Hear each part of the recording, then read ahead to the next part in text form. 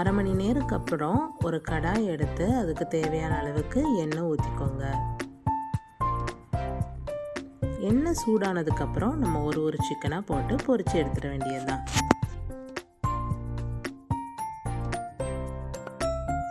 இந்த மாதிரி சிக்கன் பண்ண நீங்கள் பழகிக்கிட்டிங்கன்னா நீங்கள் கடைகளுக்கு போய் சிக்கன் சாப்பிட்ணுன்னு ஆசைப்படவே மாட்டீங்க.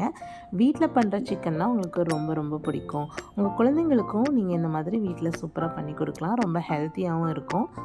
இப்போ நம்ம முட்டை, கார்ன்ஃப்ளவர் பொடி அந்த மாதிரி சேர்த்துக்கிட்டதுனால இந்த கடாயில் லேயர் வந்து ஒட்டிக்கவே இல்லை. நம்ம நார்மலாக வீட்டில் சிக்கன் பொரிக்கும் போது என்ன ஆகும்னா மசாலா எல்லாமே அந்த பேனில் ஒட்டிக்கிட்டு அதுக்கப்புறம் சிக்கன் பொரிக்கும் போதெல்லாம் கலர் மாறிக்கிட்டே இருக்கும், அந்த எண்ணெயோட கலர். ஆனால் இந்த மாதிரி நீங்கள் சிக்கன் பண்ணி பொரிச்சிங்கன்னா அந்த எண்ணெய் வந்து கரெக்டாக அப்படியே இருக்கும். நம்ம எப்படி ஊற்றுறோமோ அதே மாதிரியே இருக்கும்.